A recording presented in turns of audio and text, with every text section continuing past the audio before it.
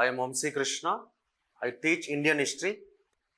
So today we are going to give complete idea about Indian history. Okay. ఈరోజు మనం ఒక introduction క్లాస్లో తీసుకుంటున్నాం. ఈ క్లాస్ అయ్యే టైంకి మీకు మనం ఇండియన్ హిస్టరీలో ఏమేమి నేర్చుకుంటాం అనేది మీకు ఒక క్లారిటీ వస్తుంది. ఓకే, సో ఇండియన్ హిస్టరీ మనకి ఇన్స్టిట్యూట్లో క్లాసెస్ ఎలా కండక్ట్ చేస్తారు అంటే, ఫస్ట్ మన కాన్సెప్ట్ వైజ్ సిలబస్ని ఫినిష్ చేస్తాం, కాన్సెప్ట్స్ వైజ్. ఓకే, అది అయిపోయిన తర్వాత మన ఇన్స్టిట్యూట్లో PYQs like previous year questions, అలాగే కొన్ని మోడల్ క్వశ్చన్స్ ఇవి ప్రాక్టీస్ చేస్తారు. అలాగే ఎవ్రీ వీక్ మన కంప్లీట్ అయిన సిలబస్ నుండి మీకు టెస్ట్ కండక్ట్ చేస్తారు. సో మీకు ఏం జరుగుతుంది అని అంటే, మన సిలబస్ అయ్యేటప్పటికి not only history, every subject concepts wise finish చేసేస్తారు, ప్రీవియస్ ఇయర్ క్వశ్చన్స్ ఫినిష్ చేస్తారు, అలాగే మన కొన్ని మోడల్ క్వశ్చన్స్ ప్రాక్టీస్ చేస్తారు. ఇవి కాన్సెప్ట్స్ ప్లస్ ఈ టూ ఫినిష్ అయితే మీకు ఎంటైర్ సబ్జెక్ట్ మీద గ్రిప్ వస్తుంది. అలాగే ఎగ్జామ్లో ఏ క్వశ్చన్స్ ఏ ప్యాటర్న్ ఇస్తున్నారు అంటే, మనం అన్ని టైప్ ఆఫ్ క్వశ్చన్స్ టచ్ చేస్తాం. లైక్ మ్యాచ్ ది ఫాలోయింగ్ అవ్వచ్చు, ఎసర్షన్ రీజన్ అయ్యి ఉండొచ్చు, స్టేట్మెంట్స్ వైజ్ అయ్యి ఉండొచ్చు. ఆల్ టైప్స్ ఆఫ్ క్వశ్చన్స్ మనం టెస్ట్ కండక్ట్ చేస్తాం కనుక, ప్రీవియస్ ఇయర్స్ క్వశ్చన్స్ కూడా ప్రాక్టీస్ చేయిస్తాం కనుక, మీకు వన్స్ ఇక్కడ కోచింగ్ అయిపోయే టైంకి అన్ని సబ్జెక్ట్స్ మీద గ్రిప్తో పాటు కాన్సెప్ట్ ఓరియంటెడ్ నాలెడ్జ్తో పాటు క్వశ్చన్స్ ప్యాటర్న్ కూడా తెలుస్తుంది. Okay, this is here strategy for your not only group 2, every group 1 or civils, anything. Now come to our Indian history.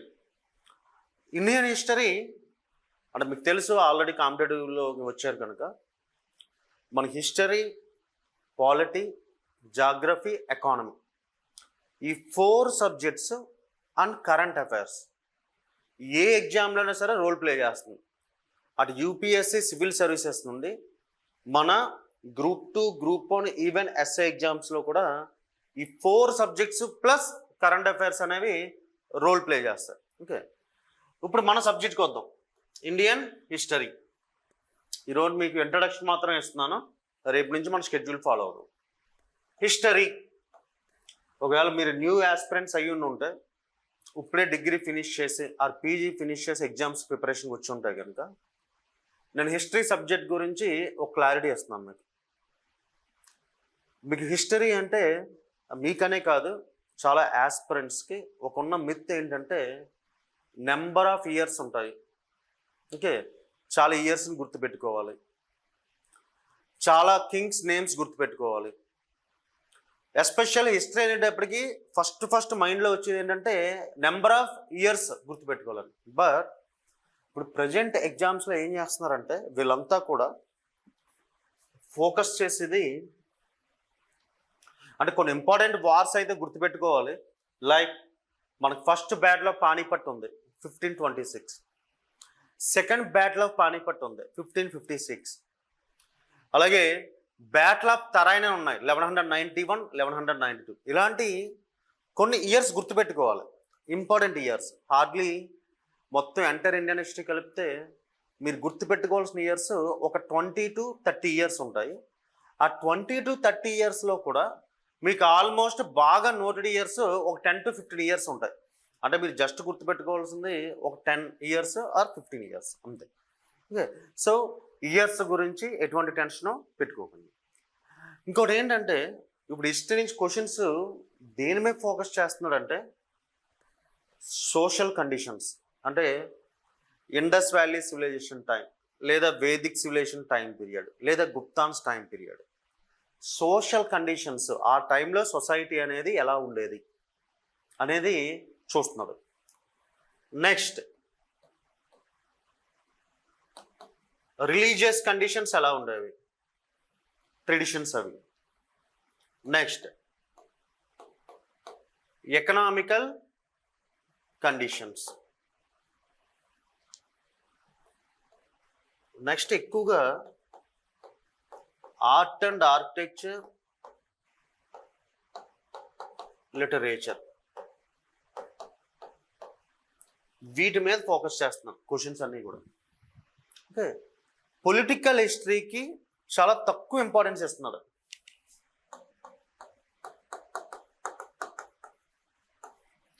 ఇది వరకు క్వశ్చన్స్ అన్ని పొలిటికల్ మీద ఎక్కువ ఉండేవి, అండ్ ఆ కింగ్ గురించి ఇన్ఫర్మేషన్, కింగ్ పార్టిసిపేట్ చేసే వార్స్ గురించి, ఇలా పొలిటికల్ కండిషన్స్ మీద ఉండేవి. కానీ ఇప్పుడు గ్రాడ్యువల్గా వీటి మీద ఫోకస్ చేస్తున్నారు.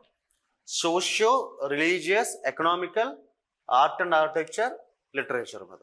Okay, now come to first మన హిస్టరీ చెప్పుకునే ముందు హిస్టరీ అంటే డెఫినేషన్ చూద్దాం. హిస్టరీ అంటే మీకు తెలుసు, గతాన్ని అధ్యయనం చేయడం, అంటే జరిగిపోయిన విషయాలు ఏవైతే ఉన్నాయో వాటిని స్టడీ చేయడం.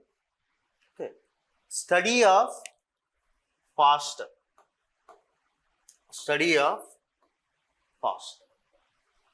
ఈ పాస్ట్ని ఎలా అధ్యయనం చేస్తాం మనం అంటే, గతాన్ని అధ్యయనం చేయడాన్ని చరిత్ర అంటారు. ఒక లేమన్ లాంగ్వేజ్లో మనకు అర్థం అవడం గురించి సింపుల్ లాంగ్వేజ్లో చెప్పాం. స్టడీ ఆఫ్ పాస్ట్ ఆర్ గతాన్ని అధ్యయనం చేయడం.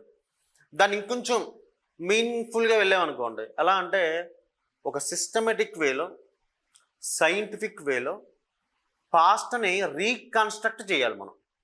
That is called as history. అంటే గతాన్ని అధ్యయనం చేయడం అంటే మనకు నచ్చినట్టుగా చెప్పుకుని వెళ్ళిపోవడం కాదు.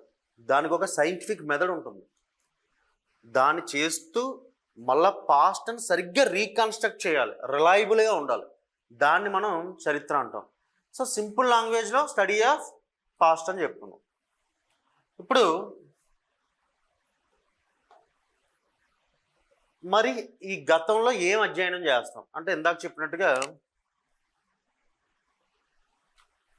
Political conditions, social, religious, economical, administration, ఇవి చెప్పుకుంటాం. ఓకే, వీటిని అధ్యయనం చేసుకుంటూ వస్తారు. ఇప్పుడు మీకు తెలుసు, గుప్తాన్స్ అనేటప్పటికి మనకి నవరత్నాస్ గుర్తు వస్తారు. కాళిదాస్ అయి ఉండొచ్చు, ఆర్యభట్ట అయి ఉండొచ్చు, వరాహ మెహ్రా అయి ఉండొచ్చు, లేదా విష్ణు శర్మ పంచతంత్రం, వీళ్ళు గుర్తొస్తారు మనకి, రైట్? అలాగే బుద్ధిజం, జైనిజం అండ్ రిలీజియన్స్ ఉన్నాయి. ఇవి అంటే ఏదైనా సరే ఆ టైం పీరియడ్లో ఉన్న political, administration, social, religious, economic, art and architecture కండిషన్స్ని మనం స్టడీ చేస్తాం.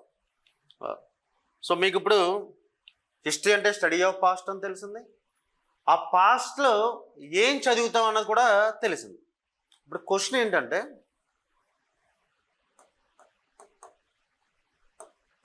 How to study history?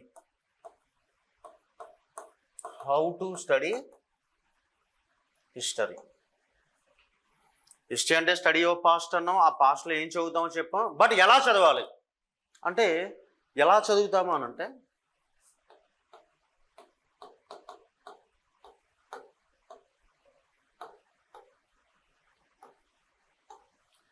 Literary sources. ఇది చెప్పడానికి ముందు వేరే ఒక స్మాల్ టాపిక్ డిస్కస్ చేద్దాం. మనకి లాంగ్వేజ్ అని ఉంది, స్క్రిప్ట్ అని 2 వర్డ్స్ ఉన్నాయి. మీకు దీని డిఫరెన్స్ తెలుసా? Language, script. What is the difference between language and script? Language అంటే మనం మాట్లాడే, ఇప్పుడు నేను తెలుగు మాట్లాడుతున్నాను, మీతో ఇంగ్లీష్ మాట్లాడుతున్నాను. Telugu language, English language. అలాగే హిందీ లాంగ్వేజ్ ఉంది, తమిళ్ లాంగ్వేజ్ ఉంది, కన్నడ ఉంది, మలయాళం ఉంది. లాంగ్వేజెస్ ఉన్నాయి. నేను మాట్లాడుతున్నాను లాంగ్వేజ్, అలాగే ఇక్కడ రాస్తున్నాను కూడా, ఇంగ్లీష్లో రాస్తున్నాను లిటరరీ సోర్సెస్, లేకపోతే చరిత్ర. అంటే మాట్లాడటమే కాకుండా తెలుగు ఇంగ్లీష్లో రాస్తున్నాం. మాట్లాడటం అనేది లాంగ్వేజ్. ఈ రిటర్న్ ఫార్మేట్లో ఉంటే that is called as script. అంటే మనం ప్రతి ఒక్కరూ వేరియస్ లాంగ్వేజెస్ మాట్లాడుతూ ఉంటారు. బట్ ప్రతి లాంగ్వేజ్కి స్క్రిప్ట్ అనేది ఉండదు. తెలుగు లాంగ్వేజ్ నేను మాట్లాడుతున్నాను, రాస్తున్నాను. ఇంగ్లీష్ లాంగ్వేజ్ మాట్లాడుతున్నాను, రాస్తున్నాను. సో స్క్రిప్ట్ ఉంది, లాంగ్వేజ్ ఉంది. కానీ కొన్ని ట్రైబల్ లాంగ్వేజెస్ ఉంటాయి. ఆ ట్రైబల్ లాంగ్వేజెస్కి స్క్రిప్ట్ ఉండదు, ఓన్లీ లాంగ్వేజ్ మాట్లాడటం అనేది ఉంటుందన్నమాట. So clear, script means written form. ఇప్పుడు మనకి లిటరరీ సోర్సెస్ అంటే రిటర్న్ ఫార్మేట్లో ఉంటాయి.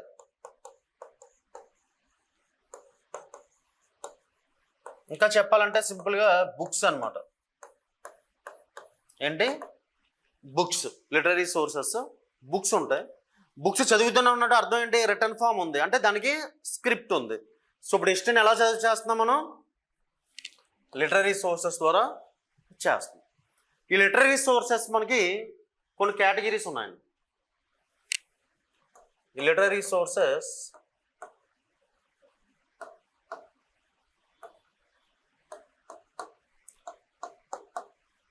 one is indigenous. Indigenous means our India. Okay. Next,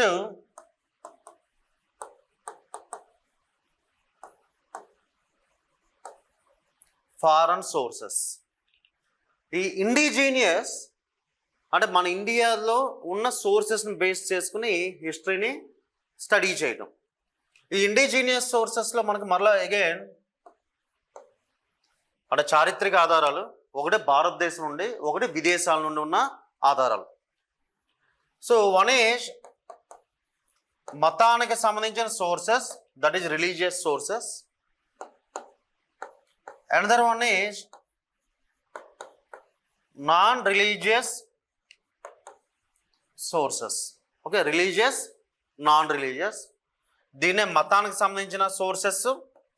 non religious అంటే మతేతర, that means secular. Non religious sources or secular sources. Foreign sources మనకి foreign visitors వచ్చారు. Like Megasthenes మనకి ఇండికా అనే బుక్ రాశాడు. అలాగే హుయెన్సాంగ్ అని ఒక పర్సన్ వచ్చాడు. అలాగే పాహ్యన్ అని ఒక పర్సన్ వచ్చాడు. అలా కాకతీస్ టైంలో మార్కో పోలో ఓ పర్సన్ వచ్చాడు. ఇలా ఇబ్ను బతూతా అని ఒక పర్సన్ వచ్చారు. ఈ ఫారెన్ విజిటర్స్ వచ్చినప్పుడు వాళ్ళు రికార్డ్ చేసిన అబ్జర్వేషన్స్ కానీ, రాసిన బుక్స్ కానీ మొత్తం అన్నీ కూడా ఎందులోకి వస్తాయంటే ఫారెన్ సోర్సెస్లోకి వస్తాయి.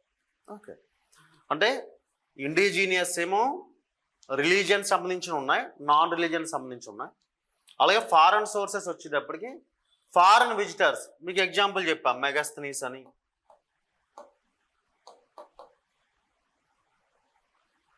అలాగే ఫాహియాన్, ఇత్సింగ్.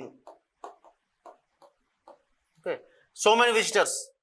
గుప్తాన్స్ టైం పీరియడ్లో వచ్చారు, హర్షవర్ధన టైం పీరియడ్లో వచ్చారు, Pallavas, Chalukyas, Kakatiyas time period, Delhi Sultanate time period, Mughals time period. వీళ్ళందరూ వచ్చినప్పుడు వాళ్ళు రికార్డ్ చేసిన ఇన్ఫర్మేషన్స్. నా కమ్ టు అంటే ఇదంతా దేనికి? సోర్సెస్ అన్నీ కూడా లిటరరీ సోర్సెస్, చరిత్రను అధ్యయనం చేయటానికి, చరిత్రను చదవడానికి. సో రిలీజియస్ సోర్సెస్ అంటే మనం ఇందాక చెప్పుకున్నాం, హిస్టరీని చదువుతున్నప్పుడు social conditions, economical conditions, religious conditions, political conditions, art and architecture, literacy ఇవన్నీ ఉంటాయండి. బట్ ఇక్కడ స్పెసిఫిక్గా ఏముంది? రిలీజియన్ అంటే చరిత్రలో ఒక 10 టాపిక్స్ చదవాల్సి వస్తే అందులో ఒక topic religion. So religious sources ఉన్నాయి. అంటే మనకి first availability sources religious sources, దాని ద్వారా ఇన్ఫర్మేషన్ తెలుసుకున్నాం. But confined only to religion only. Religion కాకుండా వేరే విషయాలు ఏమి తెలియపోయాయి. దీనికి ఎగ్జాంపుల్ ఋగ్వేదం. మనకి రిలీజియస్ సోర్సెస్లో ఋగ్వేదం అనేది ఫస్ట్ రిలీజియస్ లిటరరీ సోర్సెస్. మనకి ఓల్డెస్ట్ వేద కూడా ఋగ్వేదం.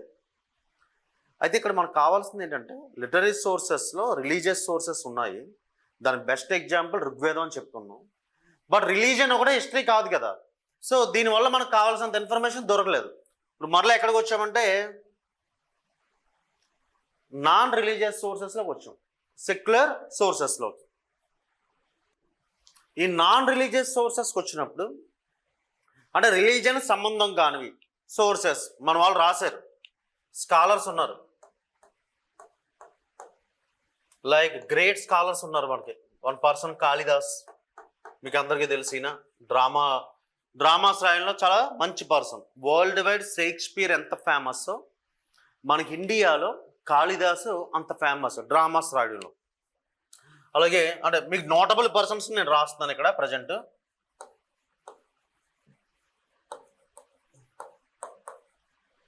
సుశ్రుత ఫస్ట్ టైం సర్జరీస్ని పెర్ఫామ్ చేసిన పర్సన్, అంటే ట్రాన్స్ప్లాంటేషన్స్ చేసిన పర్సన్ ఎవరు అంటే సుశ్రుత. అండ్ అతను ఒక బుక్ కూడా రాశాడు, సుశ్రుత సంహిత. ఓకే, అలాగే మీకు ఆర్యభట్ట తెలుసు, మనకి మ్యాథమెటిక్స్.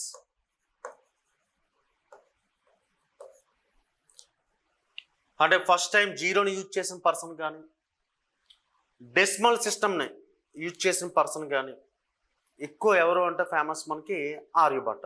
అలాగే మీకు వరల్డ్ వైడ్ గ్రావిటేషనల్ ఫోర్స్ అంటే న్యూటన్ గుర్తు వస్తాడు, right? Every action gives equal and opposite reaction. But ఆ గ్రావిటేషనల్ ఫోర్స్ని న్యూటన్ కన్నా ముందే 1000 years బిఫోరే మనకు చెప్పింది ఎవరు అని అంటే బ్రహ్మగుప్త.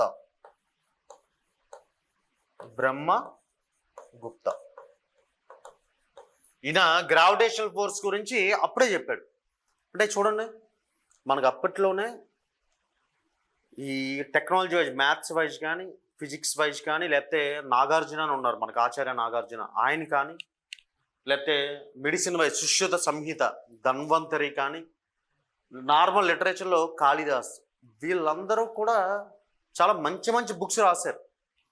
అయితే దానివల్ల కొంత ఇన్ఫర్మేషన్ తెలుస్తుంది, కానీ మనకి సోషల్ కండిషన్స్, కంట్రీలో ఏం జరుగుతుంది, కింగ్డమ్లో ఎలా ఉంటుంది అనే విషయాన్ని వీళ్ళు చాలా తక్కువ చెప్పారు. అంటే మీకు సింపుల్గా ఒక ఎగ్జాంపుల్ చెప్పాలి అంటే, మనం రెగ్యులర్గా ఒక ప్లేస్లో ఉంటున్నాం, ఆ ప్లేస్ గురించి మనం మన పక్కన ఉన్న పర్సన్ గురించి చెప్పాల్సిన అవసరం లేదు. ఇప్పుడు ఒక 2 members మీరు ఒకే ప్లేస్ నుంచి హైదరాబాద్ వచ్చారు, ఫర్ ఎగ్జాంపుల్ ఏ వైజాగ్ నుండో లేదా వరంగల్ నుండి ఒక 2 persons వచ్చారు, ఒకే రూమ్లో ఉంటున్నారు. మీరిద్దరు వరంగల్ గురించి డిస్కస్ చేసుకుంటారా? వరంగల్లోనే మీరు బార్న్ అండ్ బ్రాటప్, అక్కడే చదివారు, డిగ్రీ వరకు చదివారు. వచ్చి ఇక్కడ రామేశ్వరం టెంపుల్ గురించి, రామప్ప టెంపుల్ గురించి, 1000 Pillars టెంపుల్ గురించి, భద్రకాళి టెంపుల్ గురించి, ఫోర్ట్ గురించి మాట్లాడుకోరు. ఎందుకు అని అంటే మీరు అక్కడే పుట్టి పెరిగారు కనుక అది మీకు స్పెషల్ కాదు. అదే బయట నుంచి ఎవరైనా వచ్చారు అనుకోండి, లేదా మీరు వరంగల్ నుంచి ఫస్ట్ టైం హైదరాబాద్ వచ్చారు అనుకోండి, చార్మినార్ మీకు ఇంట్రెస్టింగ్గా అనిపిస్తుంది. బట్ చార్మినార్ దగ్గర ఉండేవాళ్ళు చార్మినార్ ఇంట్రెస్ట్ కాదు.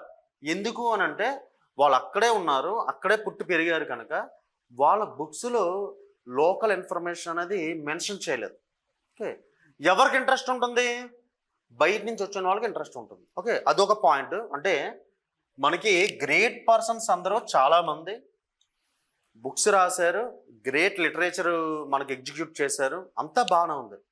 బట్ వాళ్ళు మిస్ చేసింది ఏంటి అంటే సోషల్ కండిషన్కి సంబంధించి ఎక్కువ ఇంపార్టెన్స్ ఇవ్వలేదు. ఎందుకు అని అంటే అది వాళ్ళకి కొత్త కాదు. ఇప్పుడు నేను చెప్పాను కదా ఎగ్జాంపుల్, వరంగల్ నుంచి వచ్చిన హైదరాబాద్ పర్సన్కి.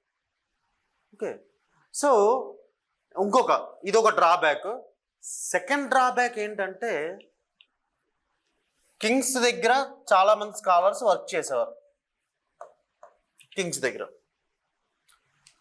దగ్గర వర్క్ చేస్తున్నప్పుడు ఒకవేళ కింగ్ ఫెయిల్యూర్ పర్సన్ అయినా, వీక్ పర్సన్ అయినా సరే, వీళ్ళ బుక్స్లో ఏం రాస్తారు? జస్ట్ ఇప్పుడు మనం ఒక కంపెనీలో వర్క్ చేస్తున్నాం, ఒక ఆర్గనైజేషన్లో వర్క్ చేస్తున్నాం, మన బాస్కి ఎగనిస్ట్గా మాట్లాడతామా? మన మేనేజర్కి ఎగనిస్ట్గా మాట్లాడతామా? మాట్లాడితే ఏం జరుగుతుంది? నెక్స్ట్ డే మన జాబ్ ఉండదు, ఇంకా జాబ్ ఉండదు. బట్ అప్పట్లో స్కాలర్స్ కానీ కింగ్స్కి అగెనిస్ట్ అయ్యారనుకోండి, ఇమ్మీడియట్గా స్కాలర్స్ని హ్యాంగ్ చేసేస్తారు, డెత్ సెంటెన్స్. లేదా అప్పట్లో పనిష్మెంట్లు ఏంటి, బాడీ పార్ట్స్ని కట్ చేశాడు, లిమ్స్ని కట్ చేశాడు, ఇలాంటి పనిష్మెంట్స్ ఉంటాయి. కనుక కింగ్ గ్రేట్ పర్సన్ అయితే ఓకే, మా కింగ్ గ్రేట్ రూలర్, వీరాది వీరుడు, ధీరుడు, శూరుడు, ఇవన్నీ మెన్షన్ చేస్తారు. బట్ ఒకవేళ వీక్ రూలర్ అయినా, క్రూయల్ రూలర్ అయినా వాళ్ళు బుక్స్లో మెన్షన్ చేయలేరు, కింగ్స్కి అగెనిస్ట్గా వాళ్ళు రాయలేరు. ఓకే, ఇది ఒక ప్రాబ్లం. అంటే వన్ ప్రాబ్లమ్ ఈజ్ వాళ్ళు అక్కడే ఉండటం వలన, అక్కడే పెరగటం వలన లోకల్ కండిషన్స్ని ఎక్కువ ఫోకస్ చేయలేదు, ఫస్ట్ థింగ్. సెకండ్ థింగ్ ఏంటంటే మనకు అప్పుడు ఆ టైంలో అడ్మినిస్ట్రేషన్ కానీ పొలిటికల్ కండిషన్స్ కానీ ఎలా ఉన్నాయో తెలియడానికి కింగ్కి అగెనిస్ట్గా స్కాలర్స్ ఏమీ రాయలేరు. ఈ టూ రీజన్స్. బట్ మనకి హిస్టరీని రీకన్స్ట్రక్ట్ చేయడానికి కానీ చదవటానికి కానీ మనం ఏం చేసాం, కొన్ని బుక్స్ని ఫాలో అయ్యాం, లిటరరీ సోర్సెస్. అందులో ఇండిజీనియస్ సోర్సెస్ ఏంటి, రిలీజియస్, నాన్ రిలీజియస్. అయితే రిలీజియన్ ద్వారా మనకు రిలీజియన్ ఇన్ఫర్మేషన్ తెలుస్తుంది, కానీ చరిత్రను చదవాలంటే రిలీజియన్ ఒకటే సరిపోదు కదా. అందువల్ల నాన్ రిలీజియస్కి వచ్చాం, సెక్యులర్ బుక్స్కి వచ్చాం. ఈ సెక్యులర్ బుక్స్లో అన్ని టైప్స్ ఆఫ్ బుక్స్ ఉన్నాయి, బట్ సోషల్ కండిషన్స్ తక్కువ మెన్షన్ చేస్తారు. దానికి రీజన్ చెప్పా. అంటే కింగ్ యొక్క ఇన్ఫర్మేషన్ కూడా మనకు ప్రాపర్గా తెలియదు. సో రిలీజియస్ సోర్సెస్కి ఎగ్జాంపుల్ ఋగ్వేదం అని చెప్పుకున్నాం కదా. నాన్ రిలీజియస్కి ఎగ్జాంపుల్ ఏంటంటే, అంటే first secular book in India, person name Panini, he wrote one book, Ashtadhyayi, 8 chapters. ఇది సాంస్క్రిట్ గ్రామర్ గురించి ఉంది. ఈ బుక్ అంతా కూడా Sanskrit grammar, first secular book or first non religious book దీనికి సంబంధించి. ఓకే, నా కమ్ టు అంటే హిస్టరీ అంటే స్టడీ ఆఫ్ పాస్ట్ అని తెలుసుకున్నాం. How to study history mean, ఈ పాస్ట్లో ఏం చదువుతామో తెలుసుకున్నాం. How to study history means we have literary sources అని చెప్పుకున్నాం. లిటరీ సోర్సెస్లో ఇండిజినియస్ సోర్సెస్ ఉన్నాయి, అలాగే నాన్ ఇండియన్ సోర్సెస్, దట్ ఈ ఫారెన్ సోర్సెస్ ఉన్నాయి. అగైన్ ఇండియన్ సోర్సెస్లో రిలీజియస్, నాన్ రిలీజియస్ చెప్పుకున్నాం. ఇప్పుడు ఫారెన్ విజిటర్స్. ఈ ఫారెన్ విజిటర్స్లో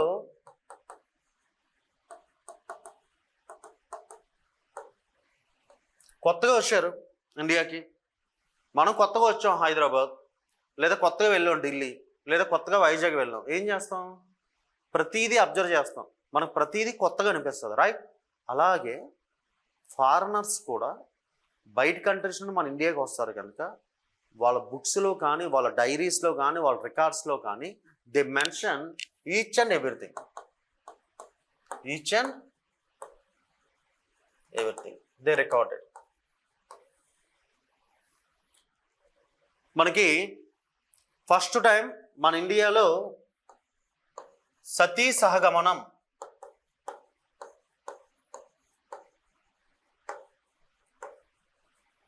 మీరు సతీ సహగమనం అంటే వినే ఉంటారు. హస్బెండ్ చనిపోతే వైఫ్ హస్బెండ్ని క్రిమేషన్ చేస్తున్నప్పుడు వైఫ్ కూడా హస్బెండ్తో కలిపి క్రిమేషన్లోకి వెళ్ళిపోతుంది. అంటే హస్బెండ్ని చితిలో పేర్చి కాలుస్తున్నప్పుడు వైఫ్ కూడా అక్కడ ఆ క్రిమేషన్లో వెళ్ళిపోతుంది, అంటే వైఫ్ కూడా చనిపోతుంది. So cremated along with husband, that is called sati సహగమనం. ఇది మన వాళ్ళు ఆ టైంలో ఎస్పెషల్ బ్రాహ్మిన్స్ వాళ్ళు ఫాలో అయ్యే ఒక ట్రెడిషన్. హస్బెండ్ చనిపోయి వాళ్ళ ఆత్మ వెయిట్ చేస్తుందని, వైఫ్ ఆత్మ వస్తే మరలా తిరిగి వాళ్ళు రీబర్త్ వస్తారని, ఇలా ఒక బిలీఫ్తో సతీ సహగమనాన్ని పెర్ఫామ్ చేసేవారు. ఈ విషయాన్ని మన వాళ్ళు ఎక్కడ కూడా హైలైట్ చేయలేదు. ఎందుకు అని అంటే మన ఇండియాలో ఫాలో అవుతున్న కష్టం అది. సో దాని బుక్లో మెన్షన్ చేయాల్సిన అవసరం లేదు, ప్రతి ఒక్కరికి తెలుసు కనుక. బట్ ఫారినర్కి తెలియదు కనుక తన బుక్లో మెన్షన్ చేసుకున్నాడు సతీ సహగమనం. అలాగే మన ఇండియాలో అన్టచబిలిటీ,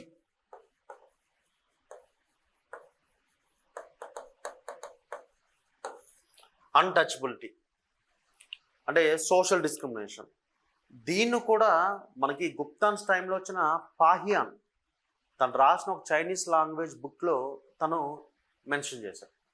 అంటే ఇప్పుడు మీకు అర్థమై ఉంటుంది, మన చరిత్రను చదవడానికి దేని మీద ఎక్కువ డిపెండ్ అయ్యామంటే రిలీజియస్ సోర్సెస్, నాన్ రిలీజియస్తో పాటు ఎక్కువ రిలయబుల్ సోర్స్ ఎవరు అని అంటే ఫారెన్ విజిటర్స్. వీళ్ళ మీద ఎక్కువ మనం డిపెండ్ అయి ఉన్నాం, రైట్? ఇది హిస్టరీకి సంబంధించి, లిటరరీ సోర్స్ సంబంధించి ఇంట్రడక్షన్. ఇప్పుడు మీకు ఒక డౌట్ రావచ్చు, ఏంటి అంటే సార్ ఇప్పుడు మనం ఒక 300 years back, 400 years back, 500 years back తెలుసుకోవడానికి మన దగ్గర బుక్స్ ఉన్నాయి, లిటరరీ సోర్సెస్ ఉన్నాయి. మరి నాకు ఒక 1000 ఇయర్స్ బ్యాక్ హిస్టరీ తెలియాలి, 2000 ఇయర్స్ బ్యాక్ హిస్టరీ తెలియాలి. మరి అది ఎలా? మరి బుక్స్ లేవు కదా దానికి సంబంధించి. కానీ హిస్టరీ అయితే ఉంటుంది, బుక్స్ లేవు. మరి దాన్ని ఎలా తెలుసుకోవాలి అంటే అప్పుడు మన వాళ్ళు వెళ్ళింది ఎక్కడికి అంటే ఆర్కియాలజీ.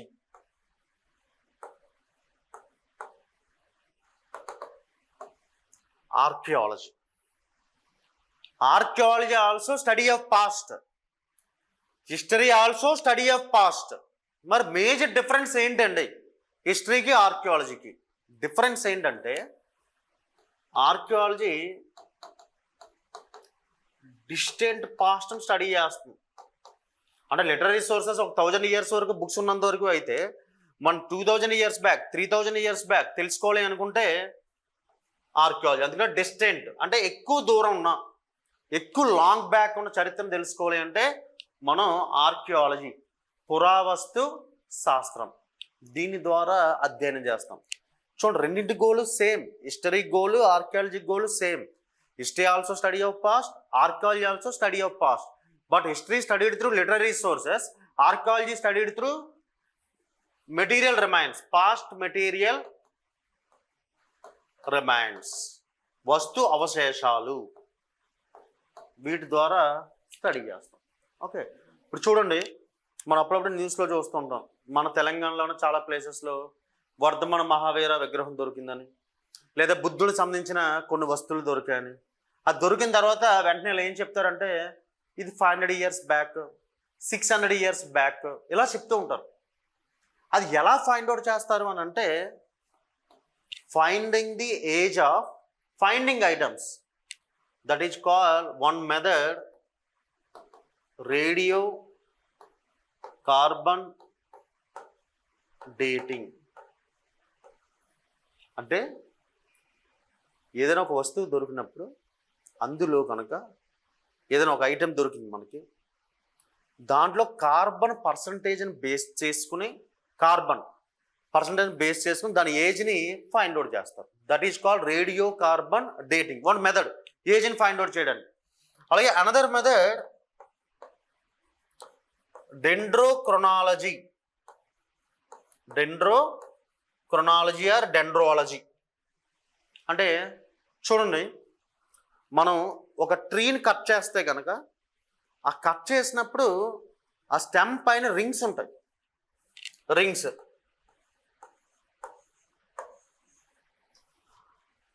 ఆ రింగ్స్ని బేస్ చేసుకుని ఏజ్ని ఫైండ్ అవుట్ చేస్తారు.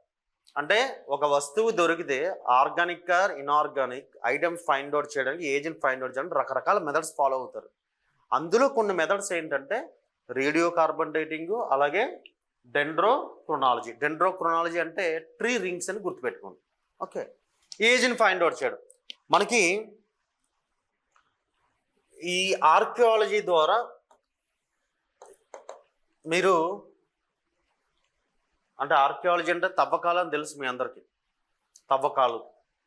అయితే ఇక్కడ ఒక డిఫరెన్స్ ఉంది. మనం రోడ్డు పక్కన చూస్తుంటాం, ఒక్కోసారి కేబుల్ వర్క్ కానీ డ్రైనేజ్ సిస్టమ్ సంబంధించి కానీ పెద్ద పెద్ద క్రెయిన్స్ వచ్చి తవ్వేస్తుంటారు. ఆఫీసర్ వచ్చి ఏం చెప్తారంటే మార్నింగ్ వచ్చి ఈవినింగ్కి ఇది ఫినిష్ అయిపోవాలి అంటాడు. పెద్ద పెద్ద క్రెయిన్లు వస్తాయి, పర్సన్స్ వస్తారు, తవ్వేస్తారు. అలాగా ఆర్కియాలజీ వచ్చేటప్పటికి సపోజ్ ఒక రూమ్ ఇచ్చి, ఒక ప్లేస్ ఇచ్చి, ఇదిగో ఇక్కడ మనకు కొన్ని ఇన్ఫర్మేషన్ ఉంది, ఇక్కడ ఏవో అవశేషాలు ఉన్నాయి, ఫైండ్ అవుట్ చేయాలి అని చెప్పి మార్నింగ్ వచ్చి నేను ఈవినింగ్ ఫినిష్ అయిపోవాలంటే అవ్వదు. ఆర్కియాలజీ అనేది త్రవ్వకాలే కానీ దాన్ని ఏంటంటే వాడే వర్డ్ ఏంటంటే ఎక్స్కవేషన్. ఏంటి? ఎక్స్కవేషన్. మామూలుగా మనం బయట నుంచి చూసేది డిగ్గింగ్ అంటారు, బయట నుంచి చూసేది మనం డిగ్గింగ్ అంటారు, ఇదేమో ఎక్స్కవేషన్. అంటే ఆర్కియాలజీ ఇస్తే కనుక ఇలాంటి ఒక రూమ్ ఇచ్చారనుకోండి, దాన్ని చాలా ఎక్స్ట్రీమ్ లెవెల్లో చాలా సెన్సిటివ్గా ఒకటి డిగ్ చేసుకుంటూ వెళ్తారు, అంటే ఎక్స్కవేషన్ చేసుకుంటూ వెళ్తారు. ఎందుకు అని అంటే మీకు ఒక ఎగ్జాంపుల్ చెప్తా. మన వాళ్ళు ఇండస్ వ్యాలీ సివిలైజేషన్, సింధు నాగరికత టైంలో ఏం ఫైండ్ అవుట్ చేశారంటే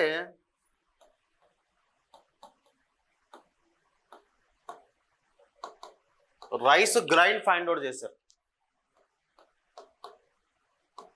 రైస్ హస్కిన్ ఫైండ్ అవుట్ చేశారు, అంటే బియ్యపు గింజని ఫైండ్ అవుట్ చేశారు, వరి పట్టు దానిపై ఉండే లేయర్ ఉంటుంది కదా దాన్ని ఫైండ్ అవుట్ చేశారు. ఇది మన ఇష్టం వచ్చినట్టు తవ్వేసాం అనుకోండి, ఫైండ్ అవుట్ చేయగలమా? చేయలేం. చాలా సెన్సిటివ్గా చేస్తేనే మనకి ఆ వస్తువులు కానీ దానికి సంబంధించిన గుర్తులు కానీ ఫర్రోస్ కానీ అన్నీ కూడా సెన్సిటివ్ మేనర్లో చేస్తేనే గుర్తు వస్తుంది. అందుకనే ఆర్కియాలజీ ఒక పని అప్ చెప్తే ఇట్ టేక్స్ ఇయర్స్, అది 5 years అవ్వచ్చు, 10 years అవ్వచ్చు, చాలా సెన్సిటివ్గా చాలా మైక్రో లెవెల్లో చాలా స్మూత్గా ఎక్స్కవేషన్ అనేది చేస్తాం. ఓకే, అయితే ఈ ఆర్కియాలజీ అనేది స్టడీ ఆఫ్ పాస్ట్ని ఎక్కువ దేని మీద డిపెండెంట్ చేస్తారు అని అంటే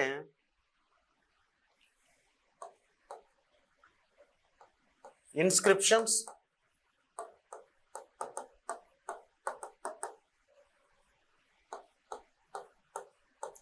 కాయిన్స్,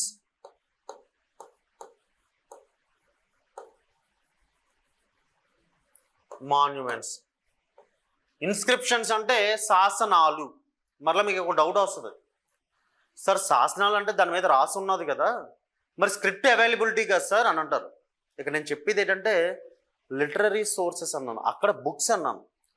బుక్స్ కాకుండా మిగతావి ఇన్స్క్రిప్షన్స్ అవ్వచ్చు, ఏదైనా అవ్వచ్చు, అన్నీ కూడా ఎందులోకి వస్తాయంటే ఆర్కియాలజీలోకి వస్తాయి. ఇన్స్క్రిప్షన్ అంటే శాసనం. ఏంటి శాసనం అంటే కనుక మన మూవీలో వింటాం, బాహుబలిలో రమ్యకృష్ణ చెప్తుంది, నా మాటే శాసనం. అంటే అర్థం ఏంటి? శాసనం అంటే ఇంకా అది ఫిక్స్డ్ మాట, ఇంకా చేంజ్ అవ్వడానికి లేదు, దానికి తిరుగులేదు, ఆ మాటకి తిరుగులేదు. ఇప్పుడు నేను సపోజ్ బోర్డు మీద రాస్తున్నాను, సంథింగ్ రాస్తున్నాను, ఏం చేస్తున్నాను? అరేంజ్ చేస్తున్నాను, దీన్ని శాసనం అంటారు. అలా కాకుండా నేను వాల్స్ మీద రాశాను అంటే వాల్స్ మీద రాస్తే మళ్ళీ పెయింట్ వేస్తే పోతుంది కదా అంటారేమో. నేను జనరల్గా చెప్పేది ఏంటంటే ఎరేజ్ చేస్తే పోయేది కాదు, స్టోన్స్ మీద రాస్తున్నాం అంటే దేని మీద రాసినప్పుడు దాన్ని ఎరేజ్ చేయడానికి అవ్వట్లేదు, it can't be erased. Right on hard surfaces, that is called శాసనం, ఇన్స్క్రిప్షన్స్ అంటారు. ఈ శాసనాలు ఎవరు వేస్తారు అంటే కింగ్స్ వైపు నుండి వాళ్ళ మినిస్టర్స్ వేయిస్తారు జనరల్గా. సార్ మరి శాసనాల వల్ల మనకి ఏంటి సార్ యూజ్, అడ్వాంటేజ్ ఏంటి అని డౌట్ రావచ్చు మీకు. ఈ శాసనాల ద్వారా మనకు చాలా ఇన్ఫర్మేషన్ కింగ్స్కి సంబంధించి తెలుస్తుంది. ఫర్ ఎగ్జాంపుల్ ఈ శాసనాలు మనకి మ్యాక్సిమం ఏ టైప్స్లో ఉన్నాయంటే ప్రశస్తి,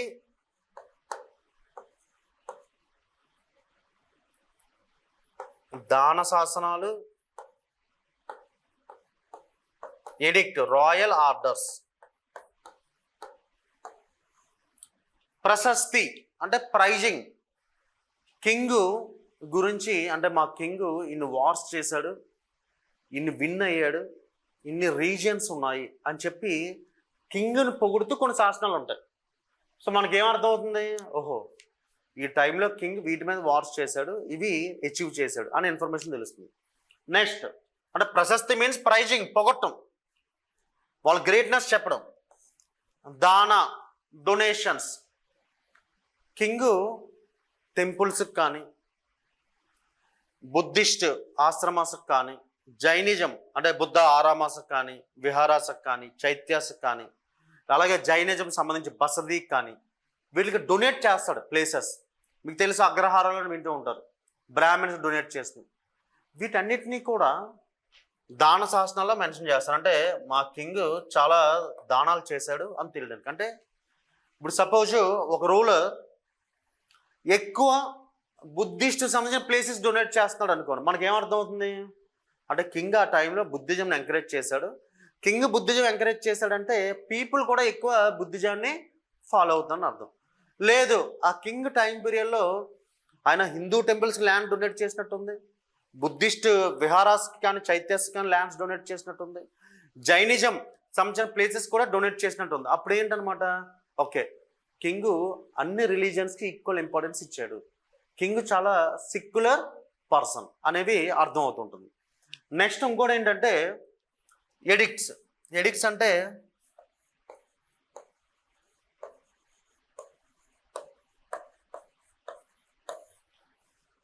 రాయల్ ఆర్డర్స్, అంటే కింగ్ చెప్పింది ఫాలో అవ్వాలి. ఇవి ఎక్కువ మనకి ఎవరి టైంలో కనిపించాయంటే అశోకన్ ఎడిక్ట్స్లో కనిపించాయి. అశోక కళింగ వారి తర్వాత తన లైఫ్ని వైలెన్స్ నుండి నాన్ వైలెన్స్ వైపు వచ్చేసాడు. ఆ వచ్చిన టైంలో కొన్ని రాయల్ ఆర్డర్స్ని ఇష్యూస్ చేశాడు. యానిమల్ సాక్రిఫైసెస్ చేయొద్దు, పెద్దలను గౌరవించండి, ఈ రిలీజియస్ టాలరెన్స్ అనేది ఉండాలి, ఇలాంటివన్నీ చెప్పుకొని వచ్చాడు. అవి ఉన్నాయి అని అంటే దాన్ని ఫాలో అవ్వాలని అర్థం ఎడిక్ట్స్. అయితే వీటన్నిటిలో మనం చూడటం ఏ స్క్రిప్ట్ యూజ్ చేసినా అర్థం అవుతుంది. రిమెంబర్, గుర్తుపెట్టుకోండి, లిటరరీ సోర్సెస్ రిటర్న్ ఫార్మేట్ ఉంది అంటే స్క్రిప్ట్ ఉండాలని చెప్పా.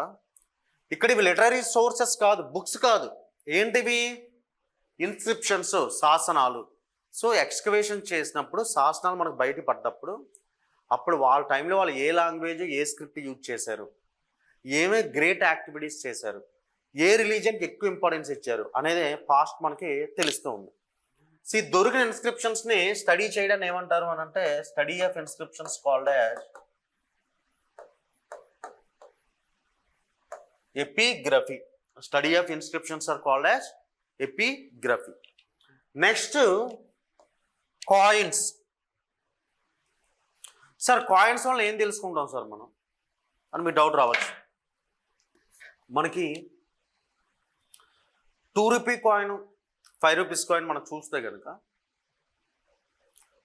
ఆ కాయిన్ చూడగానే మన ఇన్ఫర్మేషన్ కొంచెం ప్రొక్యూర్ చేయొచ్చు. ఫర్ ఎగ్జాంపుల్ మన కాయిన్స్ తీసుకుంటే కనుక కొన్ని మెటల్స్ కాంబినేషన్స్ ఉంటాయి, లైక్ పొటిన్ అని, సీసం అని, లెడ్ అని సంబంధించి. అంటే మనది ఎకానమీ ఏంటంటే మోడరేట్ ఎకానమీ. ఓకే, మెటల్ని బేస్ చేసుకుని చెప్పచ్చు. సపోజ్ కొన్ని టైంలో కింగ్స్ టైంలో గోల్డ్ కాయిన్స్ ఎక్కువ కనిపించాయి, అంటే వాళ్ళు ఎకనామికల్గా చాలా ప్రాస్పరస్గా ఉన్నారు. కొంతమంది కింగ్స్ టైంలో మన సిల్వర్ కాయిన్స్ కనిపించాయి, అంటే మోడరేట్. కొంతమంది కింగ్స్ టైంలో కాపర్ కాయిన్స్ ఎక్కువ కనిపించాయి.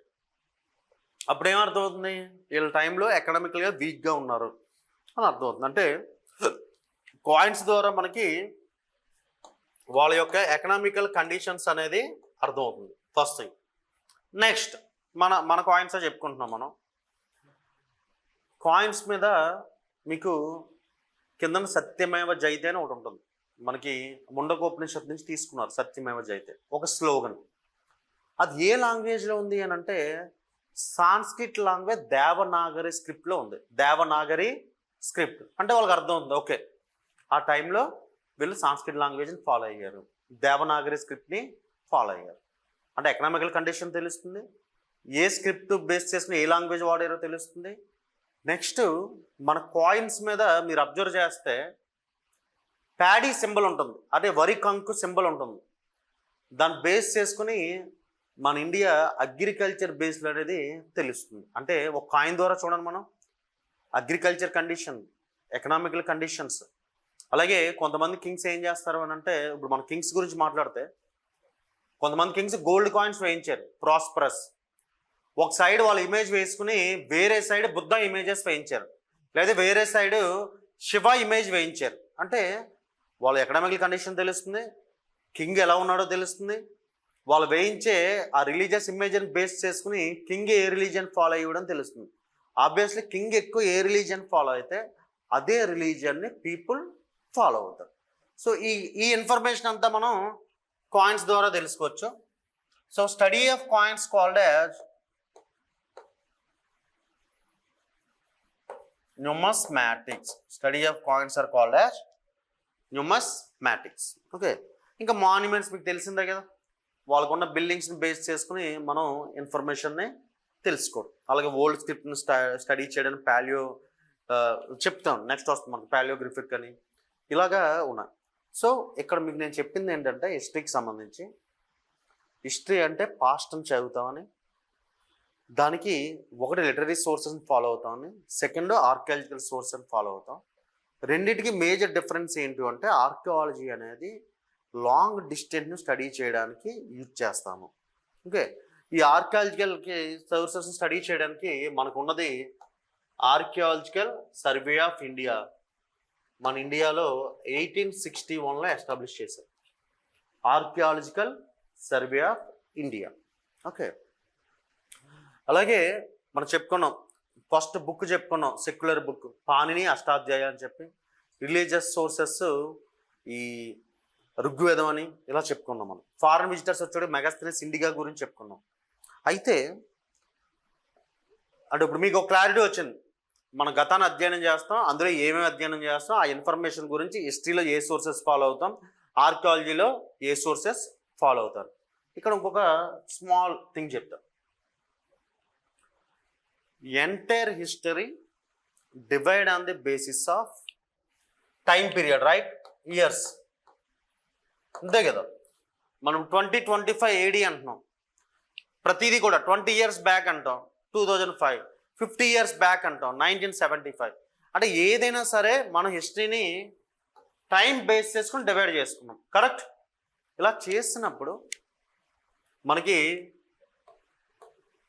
BC అని ఒకటి, AD అని ఒకటి, 2 words మీకు అందరికీ తెలిసిందే. BC అంటే మీరు చెప్పేస్తారు బిఫోర్ క్రైస్ట్, క్రీస్తు పూర్వం. AD అంటే క్రీస్తు శకం అని యూజ్ చేస్తారు. ఇక్కడ జనరల్ మీనింగ్ ఏంటంటే Anno Domini, Anno Domini, in the year of lord. Anno Domini means in the year of lord.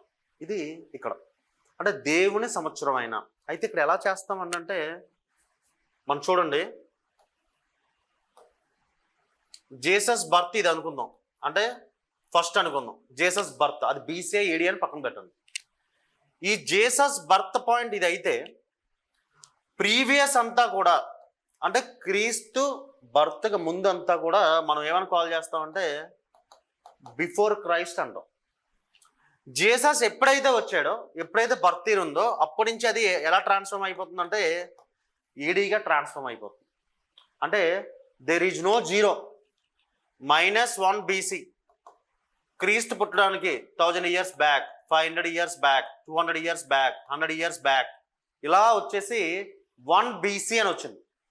ఆ తర్వాత ఎప్పుడైతే క్రీస్తు బర్త్ జరిగిందో ఇమ్మీడియట్గా ADలోకి వచ్చేస్తాం.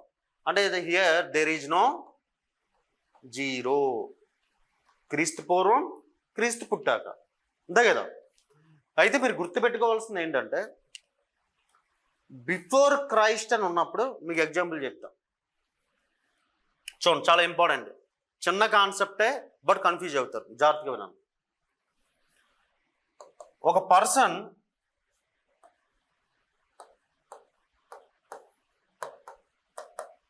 BCలో పుట్టాడు. ఓకే, ఈ 200 BCలో పుట్టిన ఒక పర్సన్, ఏ అనే పర్సన్ ఏజ్ ఇప్పుడు 50 years. 200లో పుట్టిన ఒక పర్సన్ ఏజ్ ఇప్పుడు 50 years ఉంది. అంటే దాన్ని BCలో ఎలా చెప్తామండి? జనరల్గా ఏం చేస్తాం, ఒక పర్సన్ 2000లో పుట్టాడు ఫర్ ఎగ్జాంపుల్, వాడు ఏజ్ 25 years అంటే ఏమవుతుంది 2025 అని చెప్తాం AD అయితే.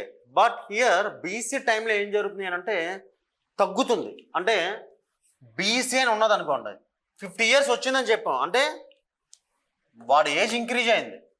ఓకే, ఈ 50 అనేది 1 2 3 4 నెంబరు ఇంక్రీజ్ అయింది.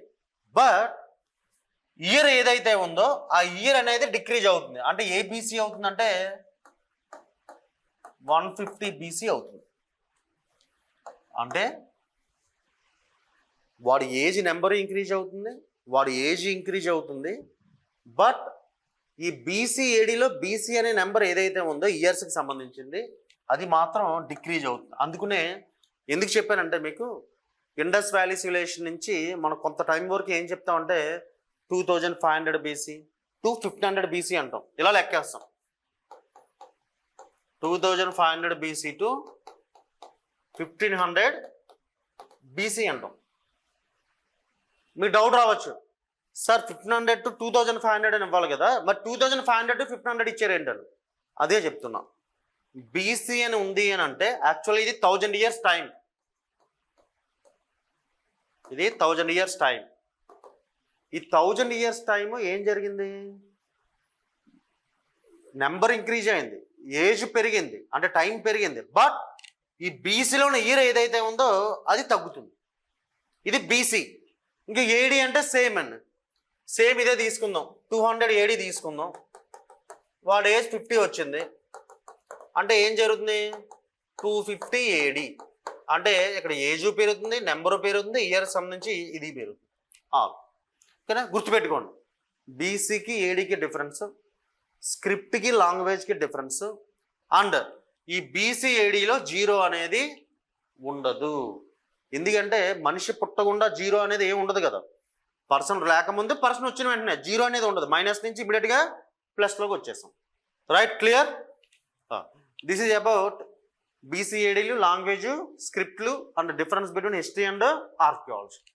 ఇది ఇంట్రడక్షన్ మీకు. So now come to history. మనకు అర్థం అవడం గురించి మీరు గుర్తుపెట్టుకోండి, ఈ హిస్టరీ అనే సబ్జెక్టు మీకు గ్రూప్ 2 కానీ గ్రూప్ 1 కానీ సివిల్స్ కానీ సేమ్ సబ్జెక్ట్ ఉంటుంది, సేమ్ కాన్సెప్ట్స్ ఉంటాయి. క్వశ్చన్స్ అడిగే డిఫికల్టీ లెవెల్ డిఫరెంట్. ఓకేనా, మీకు క్వశ్చన్స్ ఏం చేంజ్ అయిపోవు, డిఫికల్టీ లెవెల్ అనేది కొంచెం పెరుగుతూ ఉంటుంది. గ్రూప్ 2కి ఒకలా ఉంటుంది, గ్రూప్ 1కి ఒకలా ఉంటుంది, యూపీఎస్సీకి ఒకలా ఉంటుంది. సబ్జెక్ట్ మాత్రం సేమ్, టాపిక్స్ అన్నీ అవే కదా, డిఫికల్టీ లెవెల్ అనేది డిఫరెన్స్. సో మీ గ్రూప్ 2కి సంబంధించి హిస్టరీ పాలిటీ ఎలా ఉన్నాయి కదా, ఈ హిస్టరీలో మనకు అర్థం అవ్వడం గురించి, ఈజీగా క్యాచ్ చేయడం గురించి హిస్టరీని ఎలా డివైడ్ చేశారు అని అంటే, ఏన్షియంట్ ఇండియా,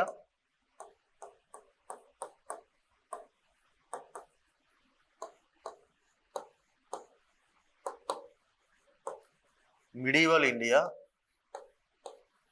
మోడర్న్ ఇండియా, 3 పార్ట్స్గా డివైడ్ చేశారు ఎంటైర్ హిస్టరీని. ప్రాచీన భారతదేశ చరిత్ర, మధ్యయుగ భారతదేశ చరిత్ర, ఆధునిక భారతదేశ చరిత్ర.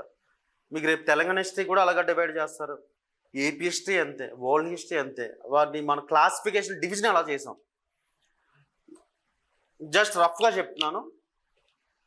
ఏన్షియంట్ ఇండియా వచ్చేటప్పటికి మీకు కంపల్సరీ క్వశ్చన్స్ అనే చాప్టర్స్ ఏంటంటే ఇండస్ వ్యాలీ సివిలైజేషన్ ఉంది, అలాగే రిలీజియన్స్ వచ్చేటికి బుద్ధిజం, జైనిజం ఉంది, అలాగే వేదిక్ సివిలైజేషన్ ఉంది, వేద నాగరికత అని, అలాగే గుప్తాన్స్ ఉన్నారు.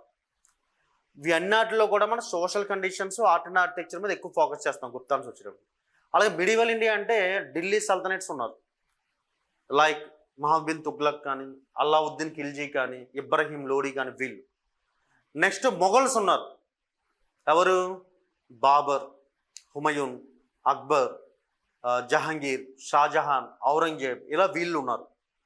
వీళ్ళ టైంలో ఢిల్లీ సల్తనేట్ మొఘల్స్ టైంలో. అలాగే విజయనగర ఎంపైర్, సంగమ డైనాసిటీ కానీ, సాలువా కానీ, తులువా, అరవీడు డైనాసిటీ, కృష్ణదేవరాయలు, శ్రీకృష్ణదేవరాయలు, తులువా డైనాసిటీ, వీళ్ళ టైం కానీ ఎక్కువ ఫోకస్ చేసేది social conditions, art, architecture, literature.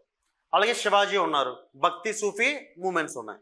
అలాగే మోడర్న్ ఇండియా వచ్చేటప్పటికి మనకి ఎక్కువ ఫోకస్ అంతా నేషనల్ మూమెంట్ మీద ఉంటుంది. నేషనల్ మూమెంట్తో పాటు కొన్ని సోషియో రిలీజియస్ మూమెంట్స్ ఉన్నాయి. ఇవి రఫ్గా. సో మనం నెక్స్ట్ క్లాస్ ఆన్వర్డ్స్ మీకు ఇంట్రడక్షన్ అయిపోయింది, ఒక క్లారిటీ వచ్చింది హిస్టరీ అంటే ఏంటనేది. ఇండియన్ హిస్టరీలో మొత్తం 3 పార్ట్స్గా డివైడ్ చేస్తాం. First you are going to discuss with ancient India. ఇక నెక్స్ట్ సెషన్ ఆన్వర్డ్స్ డైరెక్ట్గా ఏన్షియంట్ ఇండియాకి వెళ్ళిపోయి ఆ క్లాస్లో ఏన్షియంట్ ఇండియా ఎక్కడి నుంచి స్టార్ట్ అవుతుంది, ఎక్కడికి ఎండ్ అవుతుంది, అందులో ఏ ఏ చాప్టర్స్ మనం డిస్కస్ చేస్తాం, అవి చెప్పుకొని క్లాస్ చాప్టర్లోకి వెళ్ళిపోతాం. రైట్? మీకు ఎటువంటి డౌట్స్ ఉన్నా సార్ ఇచ్చిన నెంబర్ ఏదైతే ఉందో ఆ నెంబర్ మెసేజ్ చేయండి. ఏమైనా డౌట్స్ ఉంటే నేను నెక్స్ట్ క్లాస్లో మీకు క్లారిఫికేషన్ ఇస్తూ ఉంటాను. Okay, clear? ఎవరైనా దగ్గరలో ఉంటే కనుక ఆఫ్లైన్ క్లాసెస్ అటెండ్ అవ్వడానికి ఇంపార్టెన్స్ ఇవ్వండి. దగ్గరలో ఉంటాయి, మన ఈ అశోనర్ సరౌండింగ్స్లో ఉంటాయి. Clear? So next session onwards మన హిస్టరీకి సంబంధించి చెప్పుకుందాం. మీకు ఇక్కడ ఇన్స్టిట్యూట్ అడ్వాంటేజ్ ఏంటంటే క్లాస్ విని, క్లాస్ ఇచ్చిన మెటీరియల్ తీసుకుని, క్లాసు మన ఇన్స్టిట్యూట్ కండక్ట్ చేసే టెస్టులు రాయాలి. మీకు ఇంకా వేరే వాటి మీద ఎక్కువ ఫోకస్ చేయాల్సిన అవసరం లేదు. లిమిటెడ్ సోర్సెస్ ఉంటాయి, బట్ డెఫినెట్ సక్సెస్ అనేది మీకు ఉంటుంది. Okay, thank you very much.